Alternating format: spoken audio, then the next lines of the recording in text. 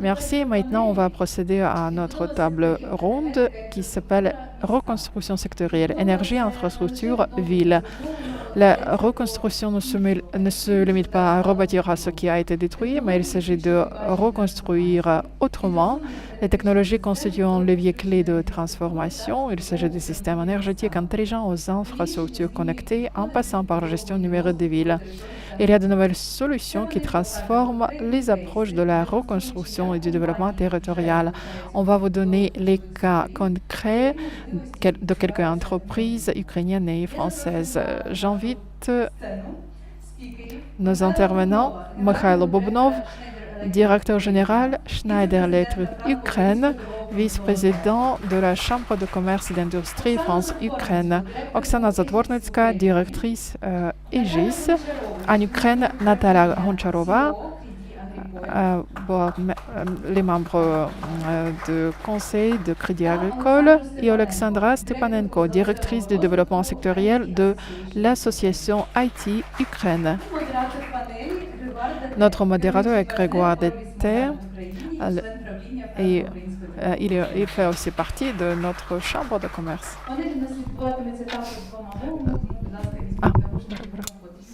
On va utiliser les deux langues durant ces discussions, donc prenez les casques si vous en avez besoin.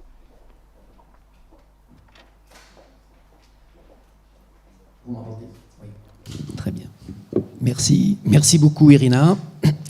Ravi d'être avec vous ce matin pour modérer ce premier panel. Donc après une superbe présentation de Natalia Denikiyeva, où on a une très bonne vue de l'écosystème, de la technologie, des opportunités, du développement.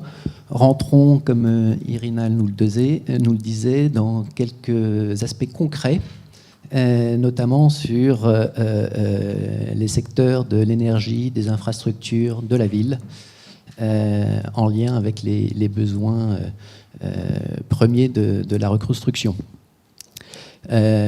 Pour ceux qui ne me connaissent pas, donc je suis Grégoire Daté, le managing partner de Forvis Mazar en Ukraine, un cabinet d'audit et de conseil.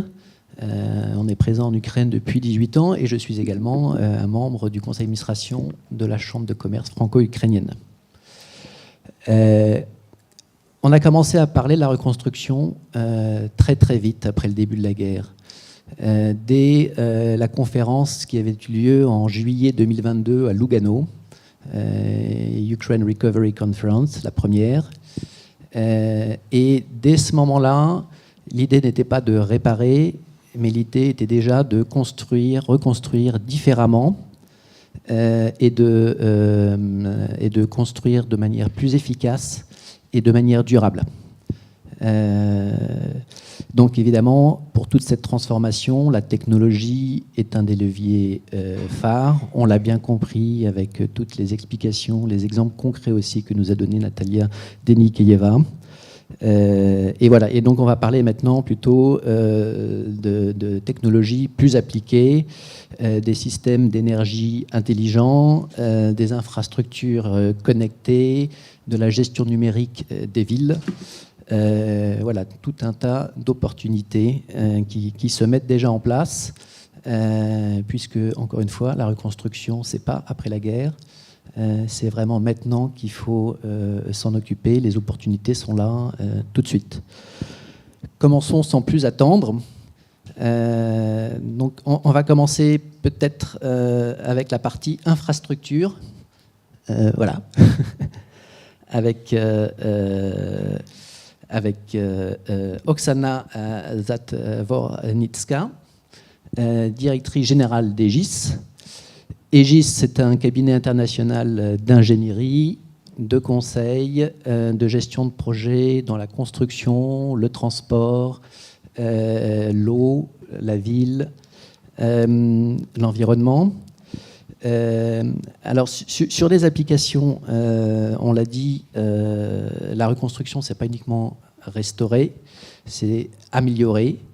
Dans votre domaine, on parle beaucoup de nouveaux systèmes de modélisation, notamment le BIM, le Building Information Modeling, qui est une méthode collaborative de gestion de projets intelligente en 3D.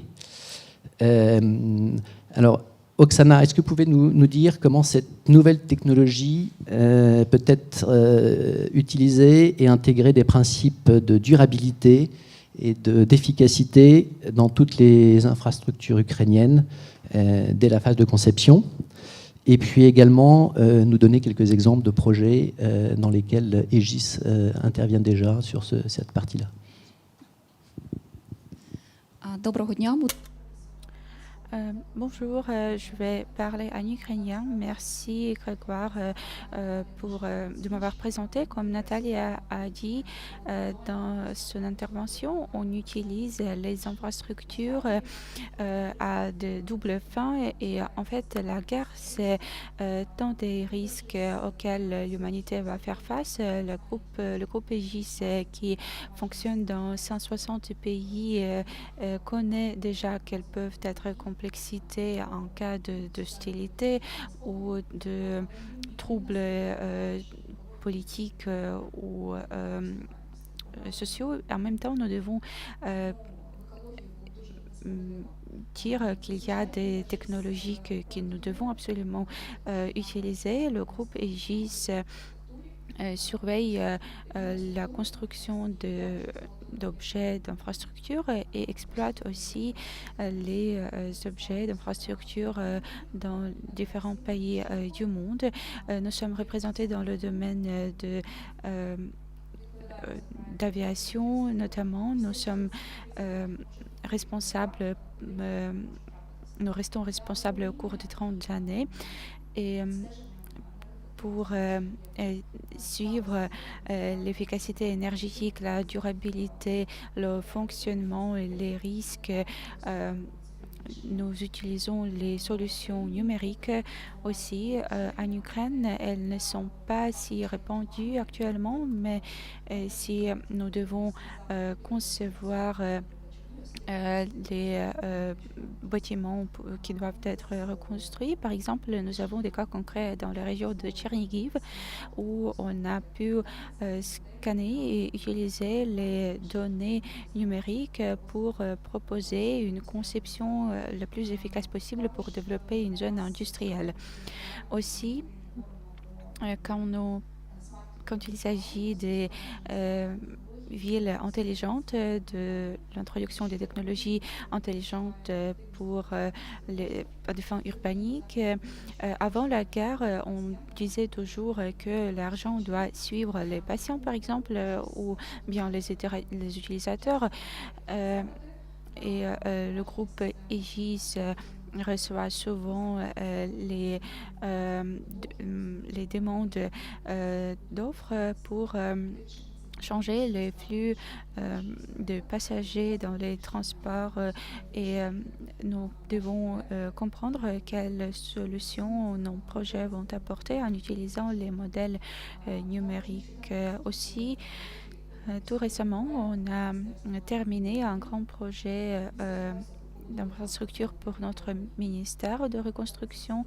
On a passé cette solution numérique au ministère de reconstruction, mais je crois que ce produit peut être plus largement utilisé parce que nous avons besoin de nouveaux massifs de données et faire les modèles utiles non seulement pour les entreprises spécifiques, mais les sociétés. Explication. Comme vous l'avez dit, vous travaillez avec différents ministères et puis également avec les municipalités. Comment évaluez-vous cette collaboration justement entre secteur privé et secteur public dans quel domaine vous pensez que ces technologies vont pouvoir se développer à l'avenir? Toute solution qui concerne l'efficacité énergétique. Par exemple, maintenant, nous pouvons installer les panneaux solaires sur les objets d'infrastructure. On propose les systèmes de pompage d'une certaine manière, on utilise toujours des solutions numériques pour gérer ces installations et je crois que c'est déjà une partie intégrante de nos activités et nous obtiendrons des résultats. Pour vous, en Europe, il y a beaucoup de normes qui se mettent en place concernant les plateformes numériques, la surveillance des infrastructures. En Ukraine, dans quelle mesure les villes ukrainiennes, les municipalités sont prêtes à se préparer et à mettre en œuvre justement ces normes? Так, дійсно, як Oui, comme j'ai déjà dit, le gouvernement central et les municipalités cherchent toujours les moyens d'utiliser leur budget de manière plus efficace possible. Et maintenant, nous sommes en train d'aligner notre législation sur la législation de l'Union européenne et quand on a vu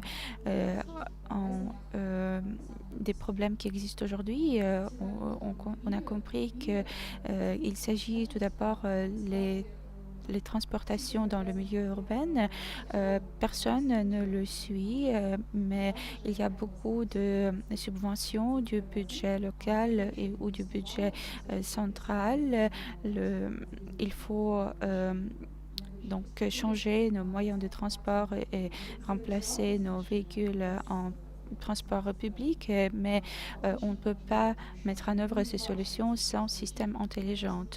Et parce que nous ne voyons pas les utilisateurs de ces services, nous ne comprenons pas quelle est la fréquence de leur utilisation de ces transports publics donc c'est un obstacle pour les investissements. Donc il y a un espace infini pour améliorer les situations. Merci. Donc voilà, plein de choses, plein de possibilités et plein d'efficacités qui se mettent en place dans ce domaine-là. Un autre domaine qui est très important, c'est le domaine de l'énergie. On a vu que les capacités énergétiques du pays ont été très fortement entamées, à près de 80%. Donc je m'adresse maintenant à vous, Mikhailo. Vous êtes le directeur de Schneider Electric en Ukraine. Schneider Electric développe est le leader mondial dans la gestion des énergies et l'automatisation. Aujourd'hui, les entreprises ukrainiennes et les villes ukrainiennes se trouvent dans une situation où la numérisation, ça n'est plus un luxe, c'est une question de survie. Alors, selon vous, Mikhailo, comment l'intégration de ces technologies en termes d'autonomie, en termes de gestion intelligente, peuvent aider les entreprises à s'adapter aux risques que l'on connaît dans la situation actuelle assez extrême, tout en posant les bases d'un développement et d'une reconstruction durable dans le secteur de l'énergie, également des infrastructures. Merci pour la question. Je suis ravie d'être avec vous aujourd'hui et répondre à cette question. Vous avez dit que nous sommes un des leaders mondiaux du point de vue de transformation énergétique et nous sommes aussi la plus importante société technologique sur le marché ukrainien. Nous ne sommes pas vraiment fiers de cela parce que nous voulons voir plus de sociétés en Ukraine dans ces temps difficiles, mais pour répondre à votre question, comment la numérisation peut aider à survivre. En fait, nous fonctionnons dans différents secteurs, secteur industriel, municipal. Donc, cela concerne différents éléments de notre vie et de notre économie. L'électricité, l'eau, chez vous, le chauffage, la numérisation, c'est un besoin pressant à cause de plusieurs facteurs. D'abord, cela nous permet à prendre des décisions vite parce que nous pouvons avoir des données pertinentes. Quand nous avons des destructions chaque jour, chaque nuit, cela nous permet de comprendre ce qui s'est passé et c'est pourquoi nous avons la digitalisation, la numérisation pour avoir des informations pertinentes sur l'état de choses. Et quand il s'agit de la production, c'est un sujet crucial qui doit être utilisé parce que qui doit être discuté parce que il y a un manque de personnel important et les technologies numériques permettent de préserver les vies des gens parce que il n'est plus nécessaire de demander quelqu'un aller voir ce qui s'est passé. Grâce aux technologies, on peut obtenir des réponses rapides sur les objets qui ont été endommagés ou pas. Et donc, on doit penser des ressources, comment les économiser, combien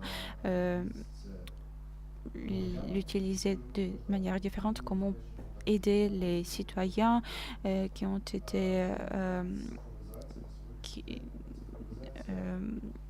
qui ont souffert. Troisièmement, la numérisation jette les bases pour les rénovations. Si quelque chose a été endommagé, il faut investir dans la numérisation. D'un côté, cela nous permettra d'assurer une gestion optimale des installations sans investir dans les technologies désuètes. Donc c'est un sujet qui doit être soulevé dès le début pour voir un redressement vite dans le secteur industriel et aussi dans le futur, ça va nous aider à éviter des dépenses qui ne sont pas vraiment nécessaires. Et la numérisation, c'est la vitesse et la sécurité des gens.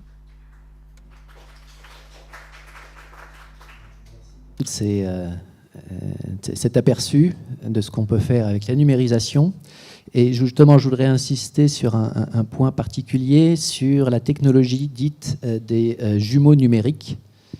Est-ce que vous pouvez nous expliquer à quoi ça correspond, nous donner quelques exemples concrets de cette technologie et puis qui apporte une efficacité énergétique certaine. Et selon vous, quels sont les principaux obstacles pour un déploiement massif de cette technologie? Стосовно перешкод. En ce qui concerne les obstacles, je vais en parler un peu plus tard, mais en fait, c'est quelque chose de très simple. Quand votre réseau, vos systèmes de tuyaux ou bien le réseau d'approvisionnement en énergie peuvent avoir des copies des modèles dans la dimension numérique. Ça, c'est très facile. En fait, votre objet, dès le début de sa conception, ce que l'entreprise JC fait, dès le début, toutes les phases de conception sont numérisées. Je peux vous assurer que personne n'utilise plus les crayons pour concevoir des installations. Et donc, dès le début, vous avez des modèles numériques. Vous ajoutez les informations et donc vous obtenez ces modèles. Les copies qui sont liées à votre projet réel que vous construisez. C'est très important d'avoir ce lien. Voilà, c'est le lien entre les objets réels et les modèles numériques. Et en fait, quand la lumière disparaît, il n'est plus nécessaire de demander à quelqu'un à aller voir ce qui s'est passé. Mais cet outil, ce modèle numérique peut vous donner la réponse tout de suite sur ce qui s'est passé avec l'électricité ou l'ampoule concrète, ou bien si la température dans votre foyer n'est pas 24 degrés, mais plus basse, et il n'est plus nécessaire d'aller voir ce qui s'est passé. Et donc, vous pouvez obtenir la réponse de manière automatique grâce aux technologies numériques. C'est vraiment très simple. Donc, grâce aux technologies modernes, c'est facile. Nous avons un système intitulé EcoStructure qui comprend ces fonctions, ces paramètres de jumbo numérique. C'est un outil qui ne nécessite pas d'aller physiquement, de se déplacer physiquement, mais maintenir des installations à distance et même être proactif dans notre planning de service. Donc, il n'est plus nécessaire de remplacer toutes les ampoules dans un bâtiment une fois par an. Vous obtenez des informations bien d'avance en utilisant les capteurs différents dans le système. Parce que le système est très simple, mais en ce qui concerne votre deuxième question, ce qui bloque tout ça, les technologies numériques ont besoin de personnel qualifié qui pourra programmer et suivre l'utilisation de ces technologies. Et pour les personnes comme ça sera facile, mais tout d'abord, il faut tout programmer, tout planifier. Et pour ça, il faut une formation spécifique, il faut les services de soutien. En ce qui concerne les conditions en Ukraine, à cette époque-là, nous investons beaucoup dans le développement de ça. Peut-être que vous n'avez pas posé les questions comment nous essayons de gérer tout ce genre de problèmes. Nous collaborons avec nos universités, avec les écoles de formation pour les spécialistes.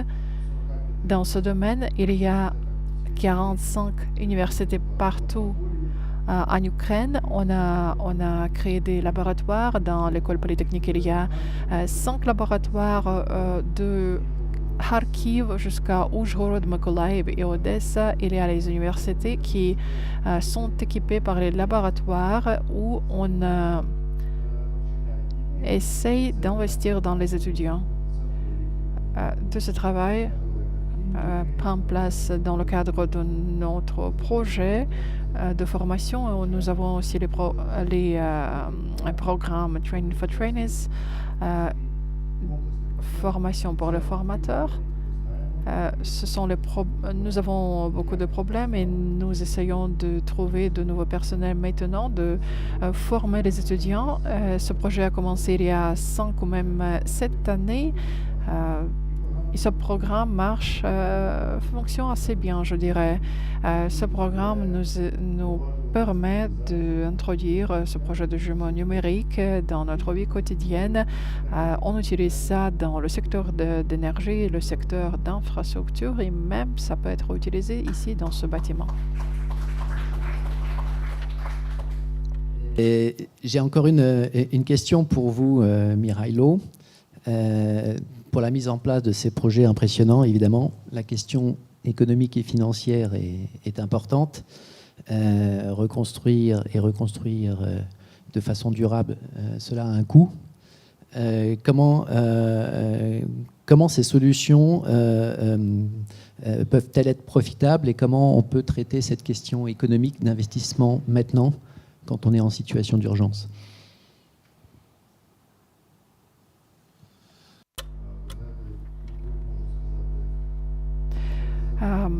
Merci. Il faut comprendre une chose très simple. Sans technologie numérique, au niveau de création de projets, il y a il y a des dépenses de projet au début, il y a des dépenses opérationnelles. Nous pouvons mettre l'argent de côté au début. Si on n'introduit pas des technologies numériques, on peut économiser 5% d'investissement, mais on va perdre beaucoup d'argent au niveau de dépenses opérationnelles parce qu'il faudra utiliser des technologies, il faudra les ajouter et ça coûtera plus cher. C'est pour ça, quand on parle des investissements, c'est pas possible de procéder avec l'investissement au début dans les technologies numériques. Sans ce mécanisme transparent, comment je vous dis ça?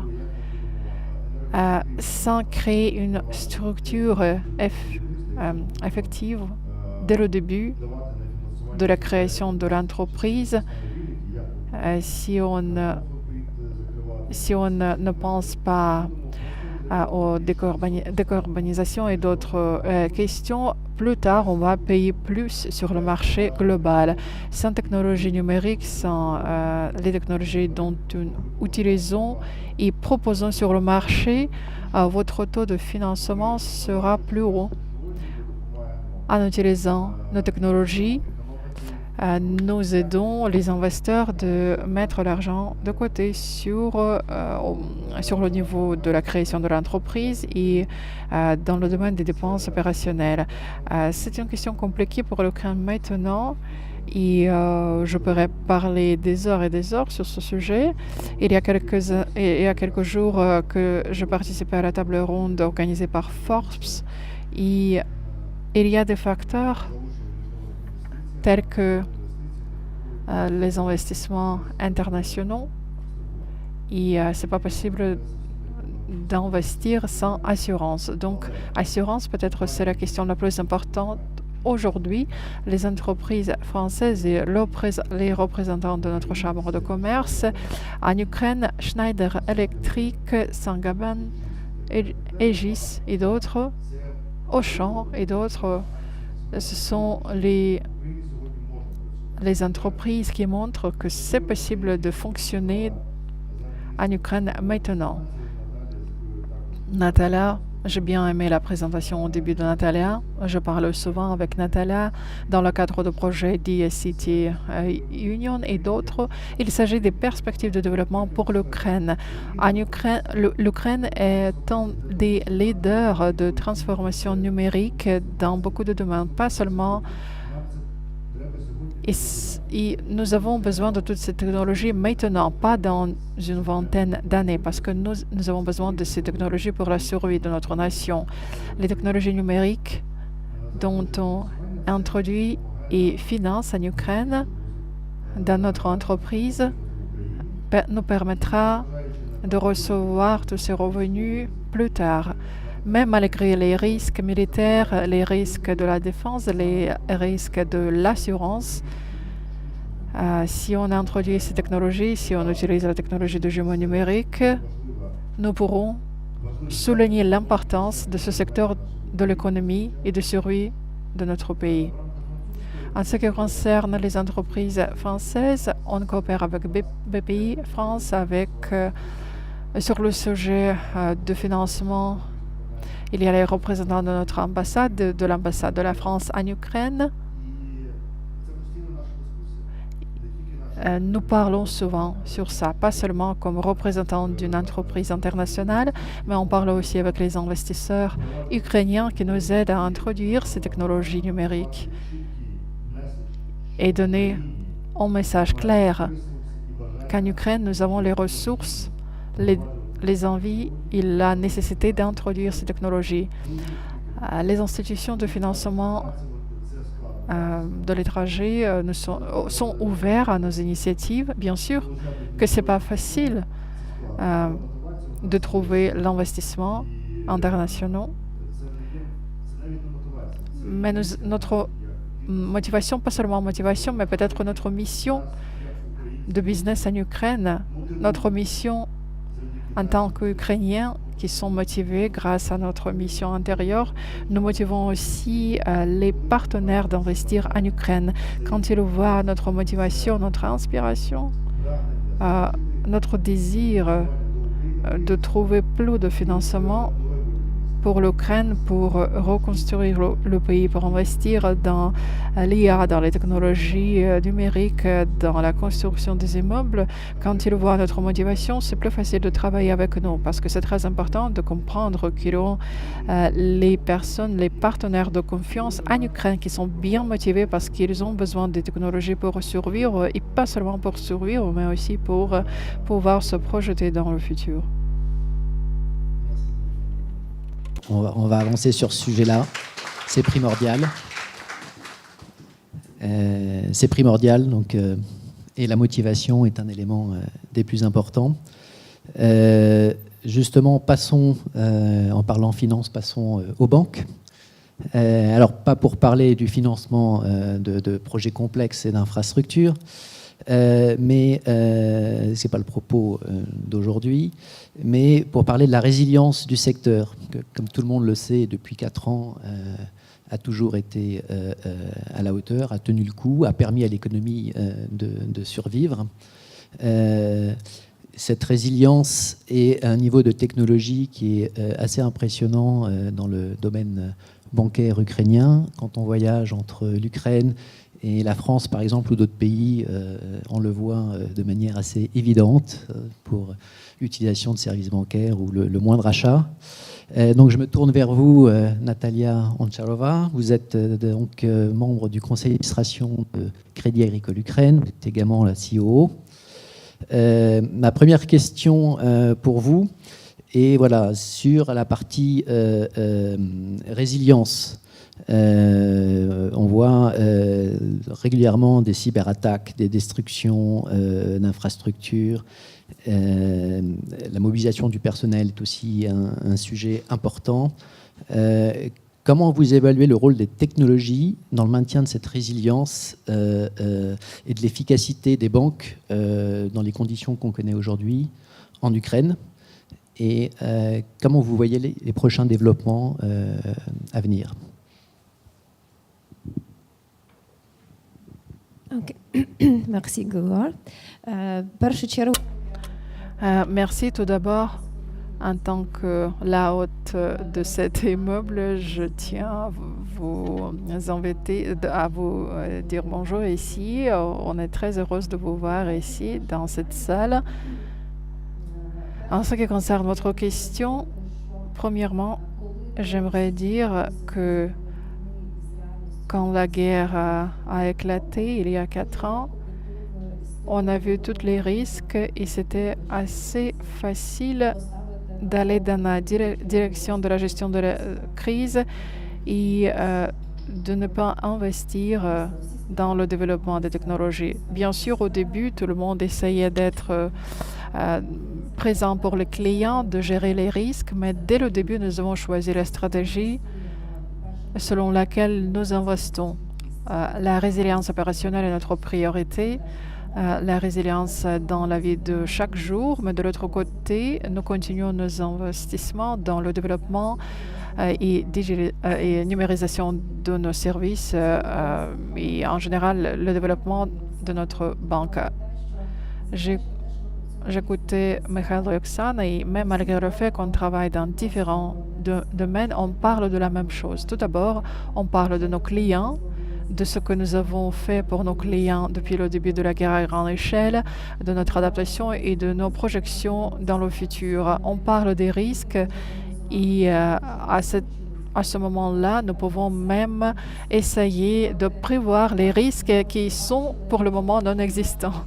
Nous pensons, ah voilà, nous avons vu ces risques, mais qu'est-ce qui peut nous arriver demain? On essaie de se projeter. Et troisième aspect, comment être effectif, comment travailler de manière effective en Ukraine. Les entreprises ukrainiennes et les entreprises internationales ont ce challenge supplémentaire. Comment rester effectif? C'est la question avec laquelle je me couche, je me lève. C'est notre priorité parce que nous savons très bien que la base des clients malheureusement diminue parce qu'il y a les Ukrainiens qui continuent à quitter le pays et nous, bien sûr, nous le voyons, nous voyons cette tendance. De l'autre côté, nous comprenons que notre entreprise est en train de développement, mais bien sûr que la situation serait meilleure sans la guerre. On essaie de comprendre comment augmenter l'efficacité de notre travail sans perdre ce que nous proposons maintenant à nos clients. Pour nos clients, dès le début de la guerre à grande échelle, il était important d'être accessible en ligne. Avant la guerre, chaque client pouvait appeler leur gestionnaire ou, par exemple, visiter la banque physiquement. À cause de la pandémie, on a déjà entamé notre travail en ligne, mais après le début de la guerre, on a compris que nous devons être accessibles en ligne pour pouvoir proposer tout le spectre de services à nos clients de manière numérique. Et c'est aussi quelque chose qui nous a poussé vers la direction du développement. Il y a beaucoup de clients. Il y a les entreprises et il y a les clients physiques qui utilisent nos services numériques. Ça commence dès le début de notre coopération avec les nouveaux clients. En ce qui concerne les risques, oui, bien sûr, il y a les cyberattaques. Il faut assurer notre sécurité numérique. En général, dans le monde numérique, nous voyons de plus en plus les cyberattaques qui deviennent de plus en plus dangereux. Le dark tech a plus d'argent que les entreprises qui travaillent sur le marché légal. Oui, bien sûr, ils essayent de s'apprivoiser de notre argent en utilisant les cyberattaques, mais pour nous, la défense de la sécurité de nos clients, c'est la priorité. Sinon, nous ne pourrons pas travailler normalement. Nous investons beaucoup d'argent dans l'infrastructure, la protection de nos services pour prévenir les cyberattaques. Oui, on investit beaucoup dans ce domaine aussi en France, dans le groupe Crédit Agricole. Et bien sûr, en Ukraine, à cause des risques, nous avons plus d'expérience dans ce domaine. On investit aussi dans la sécurité de notre infrastructure. Comme beaucoup d'autres banques, depuis le début de la guerre, on propose les services grâce aux cloud services de nuages. Et bien sûr, cela a besoin des investissements, mais du point de vue numérique, technologique, cela nous a permis de nous développer de manière très vite. Maintenant, nous devons proposer encore plus dans un court délai et avec moins de personnel. À cause de cela, les technologies numériques restent notre priorité. On introduit les technologies, mais personnellement, ma stratégie est la suivante. Récemment, j'ai entendu parler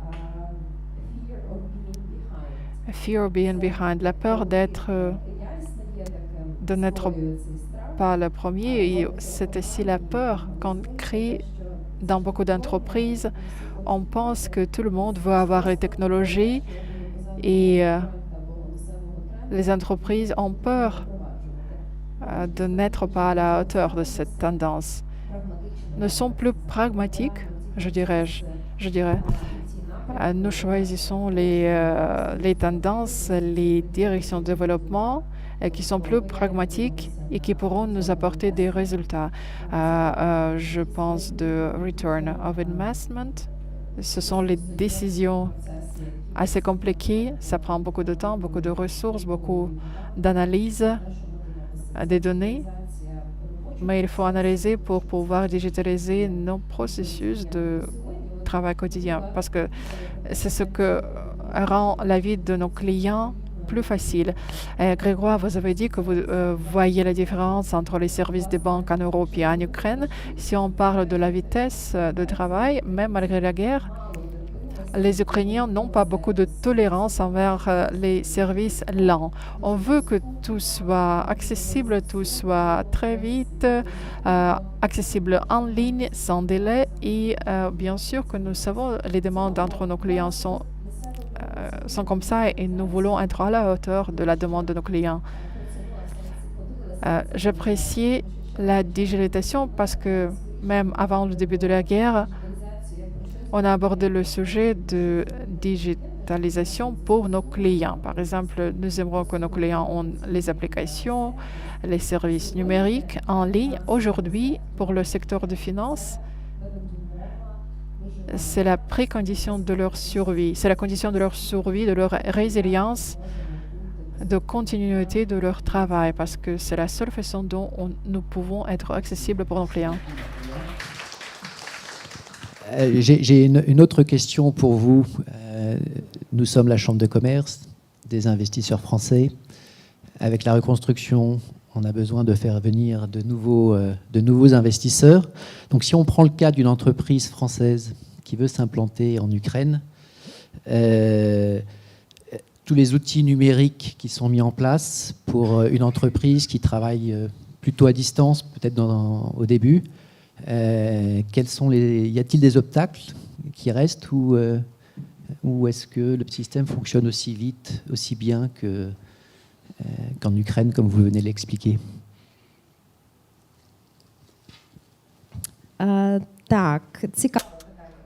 Oui, c'est une question intéressante. Tout d'abord, je voudrais dire que Crédit Agricole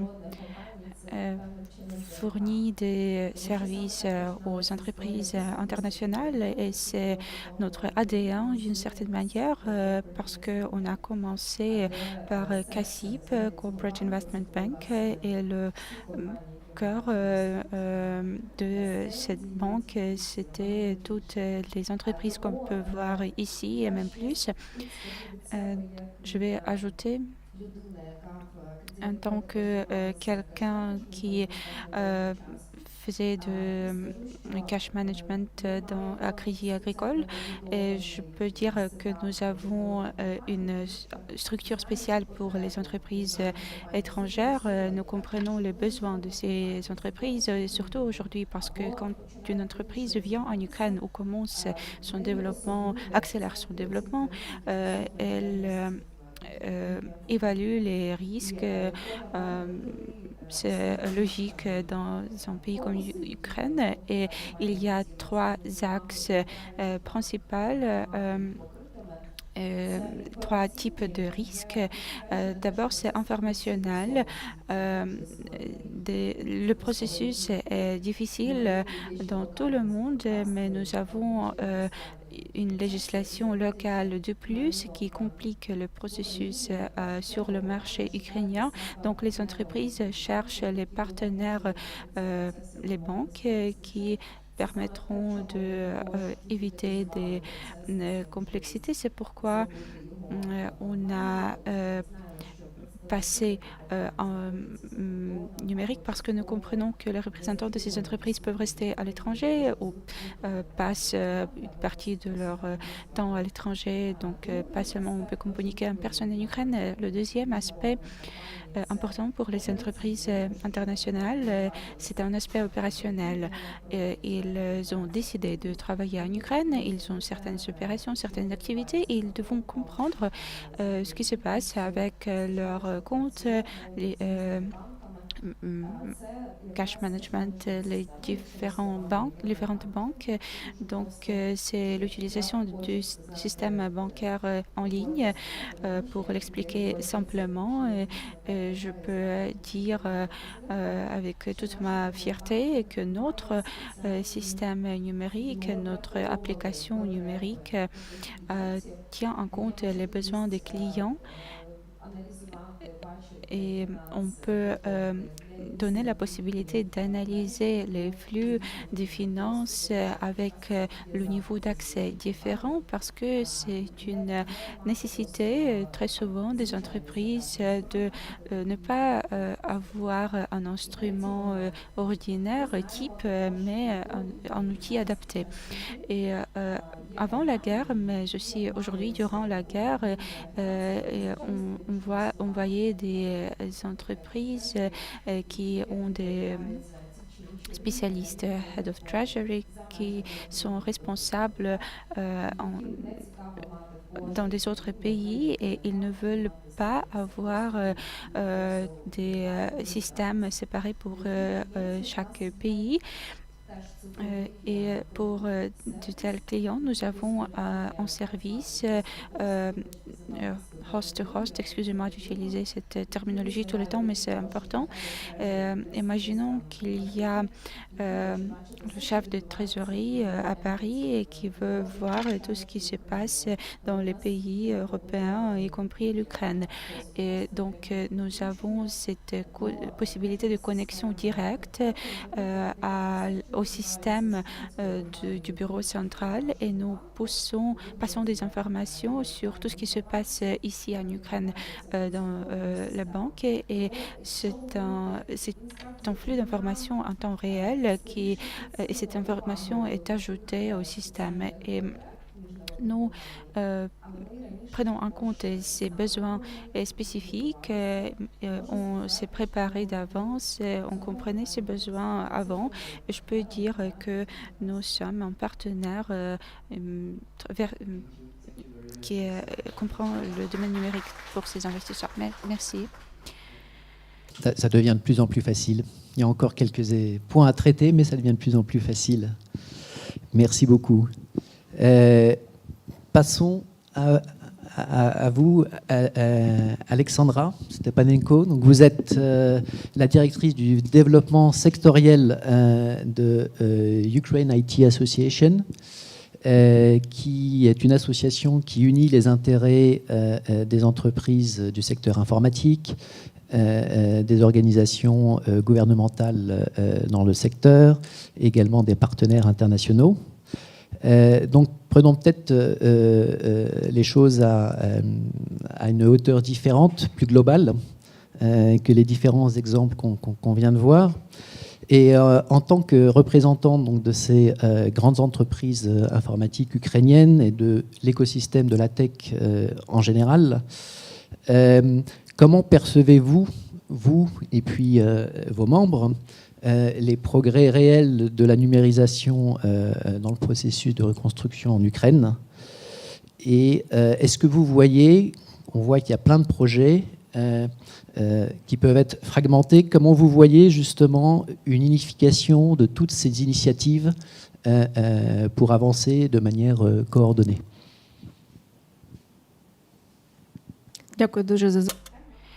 Merci pour cette question. Oui, nous avons plus de 250 membres de l'association. Ce sont des leaders du marché ukrainien et ils utilisent des solutions numériques. Nous avons aussi des commissions EdTech, FinTech, AgriTech, AR et sécurité cyber. Lorsqu'il s'agit de la numérisation, nous avons aussi des études du marché et tout récemment, on a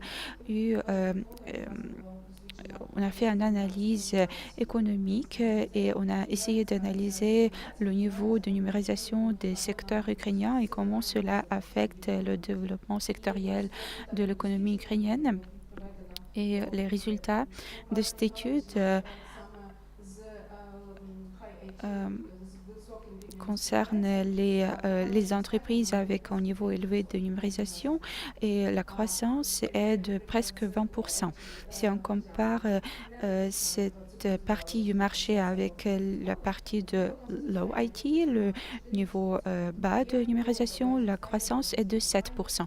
Donc il y a cette marche de croissance pour les entreprises ukrainiennes. On coopère avec la Fédération des employeurs de l'Ukraine et très souvent les entreprises ont cette nécessité de numérisation. Nous essayons de les aider pour numériser les processus. Ces études montrent que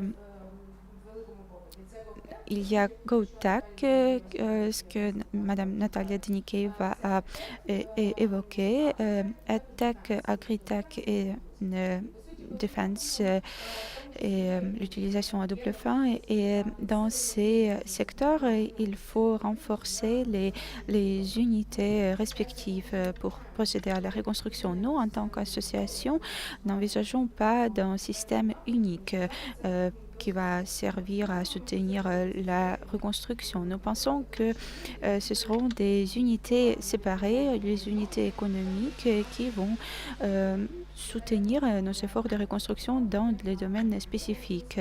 Donc, dans chaque secteur de défense ou de l'agriculture, et si on analyse le niveau de numérisation d'État et des autorités publiques, nos citoyens utilisent de manière très active les services numériques. Les services publics sont accessibles souvent dans l'écosystème d'IA et les solutions sur la numérisation peuvent être trouvées dans 30% des entreprises sur le marché ukrainien et ils offrent aussi des solutions pour les autorités publiques. Il faut synchroniser les solutions au niveau national et la volonté et la capacité des entreprises à soutenir ces solutions, notamment quand il s'agit du GovTech, et le rôle de l'association sera aussi importante. Ce sera le rôle d'un pont entre ces différents acteurs du marché, les entreprises, l'État et les représentants de la communauté des affaires. Et c'est ce côté collectif et coordonné qui fait l'efficacité de l'Ukraine en ce moment. Donc oui, l'écosystème est très structuré, on l'a vu, vous l'avez expliqué, Natalia Denikeyeva l'a expliqué aussi. J'avais une autre question, mais Natalia Denikeyeva y a répondu. C'était justement des exemples de technologies dans la DevTech, la GovTech, etc. Donc on ne va pas y revenir. On a eu plein d'exemples très très clairs. J'ai une dernière question pour vous. On a parlé de cybersécurité avec Natalia il y a quelques instants. Mais voilà, on voit l'Ukraine est un des pays qui fait l'objet des plus fortes attaques cyber en ce moment, de manière assez massive. On a vu sur les grandes infrastructures, ne serait-ce qu'au cours de la dernière année, pas forcément en Ukraine, mais en Europe, des accidents importants, des aéroports arrêtés, des fuites de données dans des agences gouvernementales. Comment évaluez-vous le niveau de technologie pour contrer justement ces risques-là en Ukraine et comment cela peut-il se mettre en œuvre dans tout ce qui est organisation de villes, infrastructures? Так, дякую ще раз. Oui, merci. En ce qui concerne la sécurité cyber, ce secteur est un développement actif, mais à ce moment-là, il n'est pas encore finalisé. Donc, nos entreprises doivent tester leurs solutions dans les secteurs d'économie et les solutions et les approches changent tout le temps et nous devons réagir aux incidents cyber. L'année passée, on a analysé plus de 6000 d'accidents cyber contre les attaques contre nos infrastructures. On a les classés en fonction de leur importance ou d'impact et ce chiffre est plus important de 34% que c'était l'année passée. Donc le nombre d'accidents cyber accroît, mais après des fuites de données ou après des dommages aux infrastructures, l'impact peut être réduit, le dommage causé à l'infrastructure. Et donc, mais nous ne faisons pas des calculs à base des années, mais plutôt des mois. Chaque mois, nous pouvons voir des améliorations dans ce domaine. Et c'est une des priorités dans le contexte de la reconstruction. Et notamment, nous comprenons qu'il faut faire l'impact russe sur notre infrastructure, notre économie beaucoup moins important. Mais nous disons que les entreprises ukrainiennes ou les services publics ne doivent plus utiliser certains outils comme Bittrex, etc. Et la minimisation de l'utilisation de logiciels russes minimise aussi les accidents cyber en général.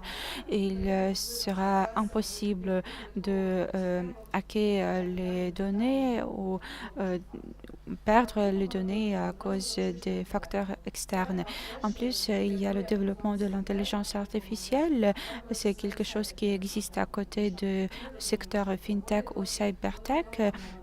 Et nous comprenons que nous n'avons pas de régulation pour cela, et le développement de l'IA va aussi avoir des conséquences pour la sécurité cyber. Il faut l'introduire dans nos activités avec prudence. En plus, nous comprenons que les études, les ateliers organisés pour les entreprises sont aussi cruciaux. Les entreprises, les employés doivent comprendre comment contrer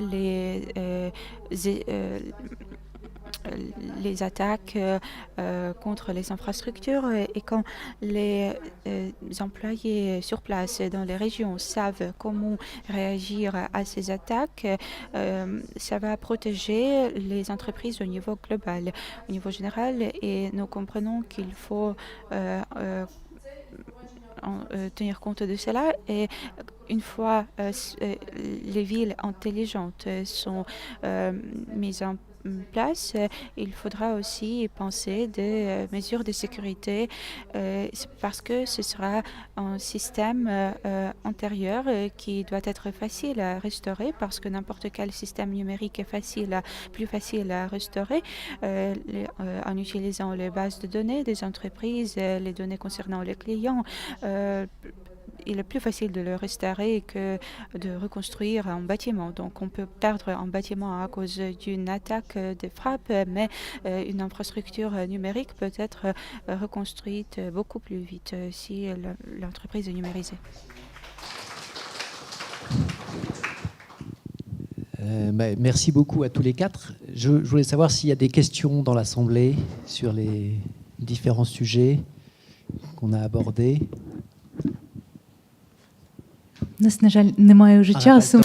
Malheureusement, nous n'avons plus le temps. Il faut passer à la discussion suivante. On vous remercie.